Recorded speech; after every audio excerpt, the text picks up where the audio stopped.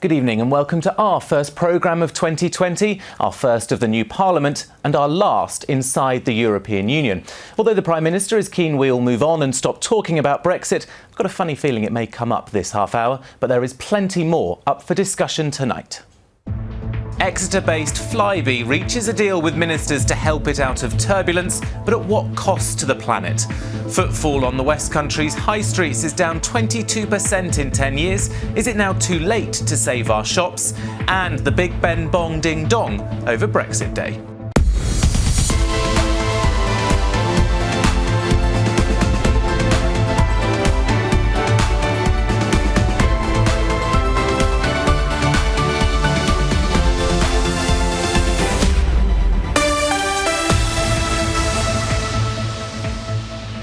And joining me in the studio for tonight's West Country debate, we have the new Conservative MP for North Devon, Selene Saxby. Alongside her, the MP for Bristol West and newly appointed Shadow Brexit Minister, Labour's Thangham Debonair. And for the Liberal Democrats, their only MP in the West Country, Bath's Vera Hophouse. Good evening to you all. Thank you for coming in.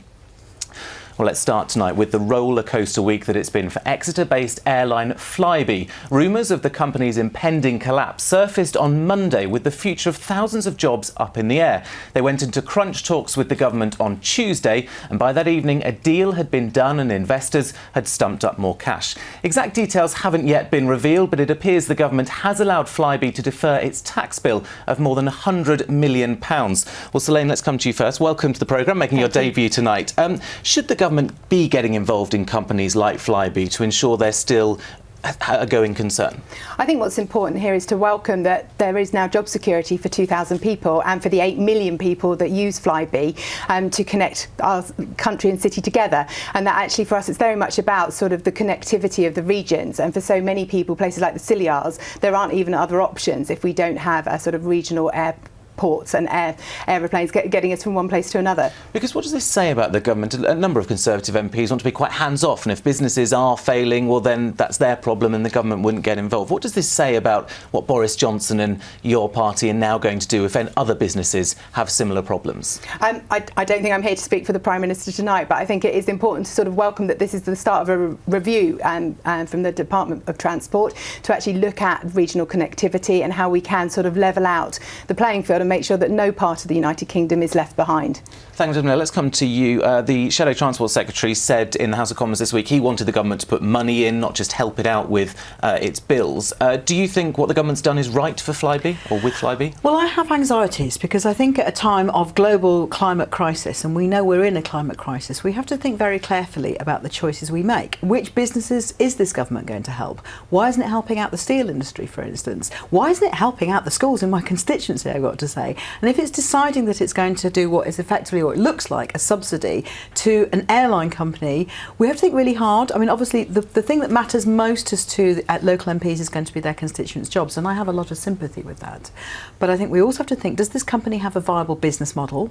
And is its viable business model something if it has got one, is it something we should be subsidising with taxpayers' money at a time when we should be cutting back on fossil fuel consuming industries, not expanding them? You're nodding there, Vera Hophouse. We have a number of airports in our part of the world, including in Bristol, Newquay, Exeter, that have Flybe flights connecting our part of the world to London and other parts of the UK. You're nodding along with what Thangham's saying there. Is it not right, though, that this airline has been kept going?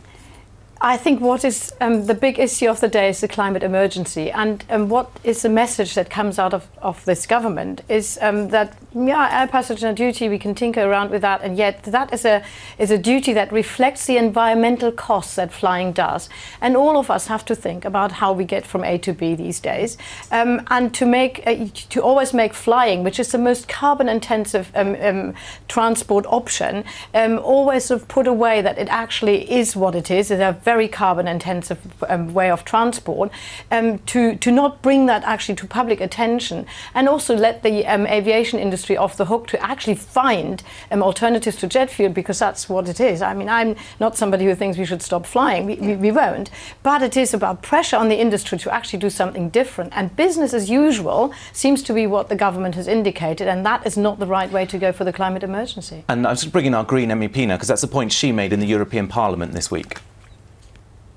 What we should be doing, instead of putting more money towards making aviation cheaper and supporting companies that can't compete in the market, is to invest in our railways, because it takes when you travel by air, it's 10 times as much emissions per kilometre travel.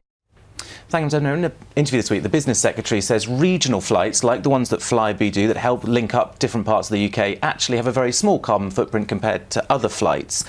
But you're still very concerned about the carbon footprint of any flying. Short-haul flights per kilometre travelled are very carbon emission heavy, and per mile travelled. We need to think about that. And I think it's really difficult for consumers to think about travelling to, say, the northeast when air travel is comparatively cheap and train travel is comparatively expensive and comparatively slow. So we need to invest in our railways. We need to be investing in all forms of public transport and making it easier for people to make different choices. And I think this blanket choice just to subsidise an airline company is really troubling. And I wouldn't say this was a blanket choice, that this is actually part, as has been announced by the Department of Transport, of a review to look into connectivity. And although I think most of us agree that we should probably try and spend more time on the trains, we can't do that if the train network is not currently ready to do that. And so yes, thank you. And whose fault is that? Yes, because the Conservative government, the Conservative government cut back on the electrification of our West Country lines. We wanted that in Bristol. We actually had a lot of the work done, and my constituents had to suffer the discomfort and the inconvenience of the work, and now we haven't got the electrification we were promised. It's going on to Bath and then through to Wales, but not into Temple Meads. Yes. Just stand up, a lot of infrastructure promises we had, including in your part of the world, not just right across the whole of the West Country. A lot of criticism from the other parties here that your government says a lot and isn't delivering. Do you think it's going to be different this time around? I very much think it's going to be different. I think we all know that the Parliament has been gridlocked for the last couple of years, and that we do now have an opportunity to really press forward with these infrastructure developments. And I would warmly welcome improvement to the rail network. That I am very proud to come from North Devon, but I am one of the few MPs that could choose to come on a train that still has request stops as we come down from Barnstaple. So I think there is plenty of room for improvement, and there is a lot of work being done. And so I sort of warmly welcome a review that looks at connectivity and how we can improve rail transport links down to the Great South West. It's not just only about the last 2.5 years. No. It's easy to sort of blame everything on Brexit, and it was all gridlocked.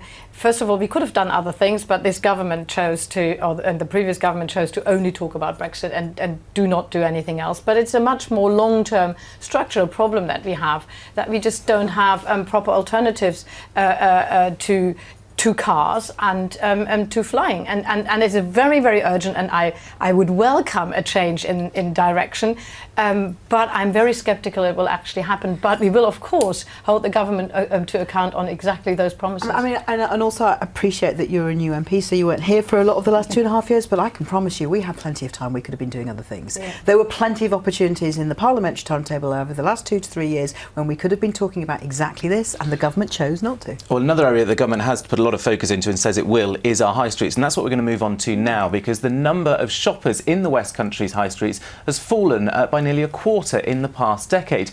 According to research for ITV, footfall in our part of the world is down 22%, a little higher than the average for the country of 20.5. But the West Country is faring better in terms of vacant shops. A little more than 10% of units are empty at the moment, just below the national average. However, that rate is rising quicker than in any other part of the country, and that sparked warnings that the makeup of our high streets need to change to save them. We are the party of enterprise and small business, which is why we have given such support to the high street, doubling small business rate relief, a huge reduction next year in people's business rates. High streets are dynamic spaces. They've always been subject to change, and the taxation system needs to move as quickly to reflect that as retailers and entrepreneurs do on our high streets up and down the country. Thank you, Devon. Let's come to you first. Do you think that changing the tax system could help our high streets? Of course, we've got a wide variety of high streets in Bristol. Well, I'm afraid to say it might well be too little too late for a lot of the small businesses in my constituency of Bristol West, who, particularly the retailers, have been telling me for a long time that the business rate structure unfairly penalises them, and it doesn't put them on a level playing field. It's hard for them to compete on equal terms with online businesses when the tax regimes are so very, very different.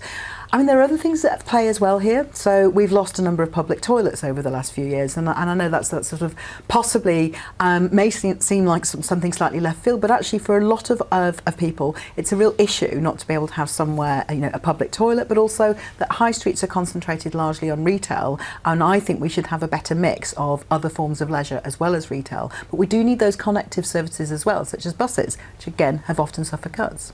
You're nodding away, Vera Harpers. It is not just retail, it's also the banks, it's your post office. Yeah. And high streets, there are different types of high streets anyway. So you've got your city centre high streets, and you have your more local or village high streets, and they serve as a centre for the community. So for more vulnerable people to go out and actually be able to use the high street because there's something which they can afford to shop in, or where there's a service that they actually need. That is a function of the high street as well, not just that you spend your money, but that you can go to a post office and send a letter. And yes, we've changed over the last decades the way we are doing a lot of our activities, including why we need a post office. But we always have to think about those bits of our community, those members of our communities who still need these services.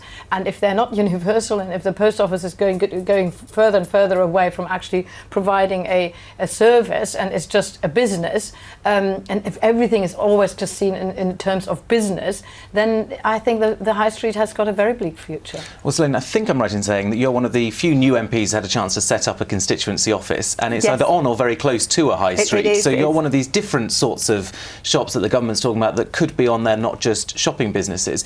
Do you think the government has the right approach here? Because again, we've seen such a fall in footfall with 10 years of a Conservative Prime Minister now. I think we are very committed to ensuring that towns right across the country thrive, which is really warmly welcome. So in North Devon, where I represent, we have a number of market and coastal towns of a very different magnitude to Bath and Bristol. And it's been a real pleasure in the run-up to Christmas to actually see the town centres actually full and bustling, and we are fortunate not to have too many empty premises. But I do warmly welcome the change to business rates. I also heard the same, that small businesses do need that support, and I very much hope that will be forthcoming to enable those small businesses to thrive. You think it's gone too far though already? Well, I know already of small businesses on the retail part of my constituency who've already either closed down or sold on and moved on because the business rates regime hasn't changed. There's been a Tory Prime Minister in charge for 10 years now, and it just feels like too little too late for some parts of my constituency. The model is that councils are being financed basically through council tax and business rates, and that is a model that has been very much promoted by the Conservative Party. And unless we rethink of how are we actually financing local government, which is very much part of this problem, then we won't actually get there. Well, I interviewed Sajid Javid when he was Community Secretary, and he said he wants to change business rates. Now he's the Chancellor, and we have a budget soon, so maybe we'll see if there's an announcement in that. But what the government already has is these high street funds and town funds, 100 so far in our part of the world, Glastonbury, Truro, Camborne, up for significant sums of money. Do you think these hits of money, though, work, or is it actually the problem is everywhere, not just in specific individual locations? I think it's a recognition that some places need more help than others, and also identifying how that money can be best spent to actually support our towns right the way across the constituency. And so I'm already talking with ministers about how we can ensure that market towns, sort of the size of mine in my constituency, are also supported, where we're punching above our weight and looking out for a high street fund. But obviously a lot of the towns you mentioned are significantly bigger than the towns in the constituency I represent. So I think there's more we can do, but I think there's always more we can do, and I think we're really keen now to look forward to the budget and see what is coming. You, of course, more of a city seat, yes, where you've got major high streets and also smaller, more village-style high streets as well. We do. Do you think business rate changing would actually solve? There are so many different issues. It's going to help, but unfortunately the massive cuts to local government finance over the last 10 years has really hurt the provision of local services. It's hurt things like the road maintenance, it's hurt things like, as I mentioned, provision of public toilets, and all of these things have an impact on people's use of their high streets. I mean, there are fantastic shops in Bristol, and I'd welcome anybody to come and visit, but I think that they are struggling, as other places are struggling, with the impact of the last 10 years. And it is not all the business rate. The business rate is obviously related to rent. The mega problem is always the very high rents that businesses have to pay. And whenever you hear about the collapse of Debenhams or of House of Fraser, whatever, they're talking about renegotiating the rent. So what is actually at the bottom of all of this? And that is actually the high property prices and the high rent prices that then the business have to pick up. So it's not just actually business rates, it's also actually the high cost of rent for each business, whether that's a big department store or whether that's a small business. Do you think we say 22% decrease in the footfall? Do you think it's gone too far, or do you think we could, if changes are made, see significant improvements soon? Thangham, to you first. I think it's interesting because obviously the way we shop has changed. There's no denying it. There was some vox pops on the radio the other day about a town where a lot of shops had closed down, and actually people admitted that although they were sorry the shops had closed, they themselves were shopping online. Now, we need to think about what our high streets are for. I'd like to see them much more as places where there's a real mixture of cultural and leisure and public spaces alongside retail, and that we're thinking differently about how we support those areas, because there's no denying they can't compete very often with the big online businesses who can use warehouses that are off-site and maybe cheaper rents, and they have to have a different model to support them. Just very quickly, I mean, I said the collapse of Debenhams, I mean, the difficulties that people Yes, of course, and there were some deals done with some of the companies you mentioned to make their rents cheaper. Suddenly people think, I know something that somebody No, of course, no, an important clarification there. Very briefly then, Selene, just to finish this, do you think what the government is doing is actually going to see a difference? Because to lose nearly a quarter of footfall in 10 years, just in the West Country, is a significant chunk of people. I think there does need to be a recognition that the way we shop has changed in a lot of places, and certainly for me in North Devon, we have quite poor broadband, so I'm not sure if our internet shopping habits are perhaps slightly slower up where we are, but you know, there is a recognition that we have changed how we shop, and I do think that high streets need to think creatively about how we can ensure the footfall keeps coming, and so that those shops that we do value and the resources and facilities like post offices and banks that particularly my older population really value being able to get to in person, we are able to retain those. All right, let's move on, because one thing is for sure, now there's a majority government, there is a very different atmosphere around Westminster, and knife-edge late-night votes now seem a distant memory. Labour and the Liberal Democrats are licking their wounds and regrouping after last month's election, and both parties are in the process of looking for a new leader. Let's start with Labour. 5 candidates up for the top job, including the Shadow Business Secretary Rebecca Long-Bailey, backbenchers Lisa Nandy and Jess Phillips, as well as the Shadow Brexit Secretary Sir Keir Starmer and Emily Thornberry, the Shadow Foreign Secretary. And there is a clear front-runner amongst them in terms of who our 6 Labour MPs have nominated. All bar one are backing Sir Keir Starmer in the race, while the Bristol North West MP Darren Jones is supporting Jess Phillips. Thank you, Debonair. There's a long way to go on this race. Obviously, you're backing Sir Keir Starmer, but whoever wins, and we'll find out at the beginning of April, if you could say what their number one priority is, what should it be? We need to look like a government in waiting. We need to look and act like a government in waiting, because the only way we're going to convince enough people at the next general election not to vote Tory and to vote Labour is if we look, sound and feel like a party that's capable of running the country.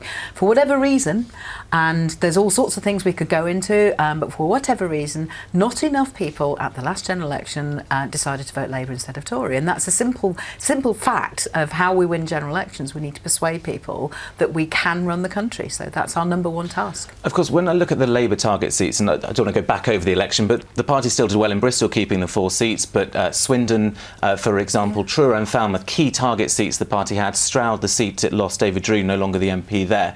Very different issues. Yes. Do you think there is it, you make it almost sound easy to look like the party of government, but is it quite a difficult challenge to unite all those places behind one party? I don't think it is an easy task. I think it's a simple purpose. Looking, acting and sounding like a party who can run the country. We need people to be able to trust us with their money, to run their schools, to make sure that there will be a hospital there when they need them, but also to make sure the potholes and the roads are filled and that the economy is working well to keep all of that going. That's a lot, and for whatever reason, and I think you're right, there were different reasons in different places, but it still came down to the fact we lost really good colleagues. I'm very sad to have lost David Drew from the West Country, who's a superb MP and in my team, in the DEFRA team, and just incredibly knowledgeable. That is a really sad loss. Of course, not a very good election in the West Country for the Liberal Democrats either. Although your majority personally went up in Bath. First of all, are you considering a run at being leader for the Liberal Democrats? I am. So let's wait how that goes. but we don't even know the timetable yet, and we don't. Nobody has firmly said yes or no. So I'm afraid you'll have to wait a little bit longer and see who the field of candidates are. But I'm not excluding myself from the race. So what kind of a leader do you think you would be? Well, I look at liberal democracy and where are we compared to 10 years ago where we had 57 MPs, but a decade ago. Have we got more liberal democracy in this country or less? And I'd say the fact that we've now left the European Union is one core expression that actually our liberal democrat, outward-looking, tolerant values have diminished. So for me it is important, I accept that the fight to stop Brexit is over, but the values on which we fought these fights, they're not over, and to bring out what is liberal democracy and increase our say within this country and promote liberal democrat values. That's my main thing, and look at how we can best do that. And in the West Country was very much liberal democrat territory, so I've got a lot of hope for the future. In fact, we went in a lot of seats, we went into second place, so I think we have got a very good starting base, and we've got, of course, always elections at local level, and we are very much a party of local government, and our local councils are doing a great job, so I'm positive. Selene, let's come to you. You are a new MP, although all three of you are actually fairly new, 2015, 2017, 2019 intake. How's it going? It's very exciting. It's a real privilege to be here, and I would like to again thank the people of North Devon for placing their trust in me. And so yeah, it's a fantastic place to work. You have a lot of new colleagues in the north of the country. Yes. We've talked about problems on the high streets, problems with infrastructure. Do you think, or how do you stop investment going to the north and not coming to the southwest, as we had lots of promises during the election? I don't think it's about stopping investment going anywhere. I think this is about a levelling up across the entire country, and I think it is for us to really make sure that the voice of the Great Southwest is heard, and that that people do come and see us. And tourism is so important to us in North Devon. Come and see us. Come and see why it's important. And I will be fighting hard to make sure we do get the right share of investment out here in North Devon. I must just say congratulations to all of you, because we've got to very nearly the end of the first programme in about 2 years where no one really has talked about Brexit, but I'm going to ruin it just now because there's been one major row this week, and that's been about whether Big Ben bongs at 11 o'clock on the 31st of January when we leave the European Union. And the Leader of the House of Commons, North East Somerset MP Jacob Rees-Mogg, says if people want to donate money, £500,000, he would welcome it. With regard to bunging a bob for Big Ben bongs, one shouldn't look gift horses in the mouth, and that if people wish to pay for things, I think that should be considered as part of their public spiritedness. I'm not going to attempt his alliteration. Do you think, first of all, Selene, let's come to you, do you think Big Ben should be bonging at 11 o'clock as we officially leave the European Union, although we enter transition, so not a huge amount will change? We won't be hearing it in North Devon, so I think it's probably less of an issue for my constituents, and I sort of agree with Jacob on it, that if people want to make it happen. What would you say, Fran? Well, I'm more disturbed about the fact that the government chose to ignore our plea to stick to their commitment to child refugees as we leave the European Union. As a shadow Brexit minister, that's what I led on last week, and that bill's coming back to us from the Lords next week. That's what I'm concerned about. Arguments about whether or not Big Ben bongs are quite frankly ridiculous and insulting, and yes, that was difficult. Don't ask me to do it again. Yes, no, well done. And Vera, briefly? I'm reflecting a constituent who just wrote into me and said, there's still half of the people who actually don't think this is a day of celebration. So if you want to bring people together, don't let us be too celebratory about it. We have to leave it there. Thank you all very much. That is all we have time for tonight. See you next month. Good night.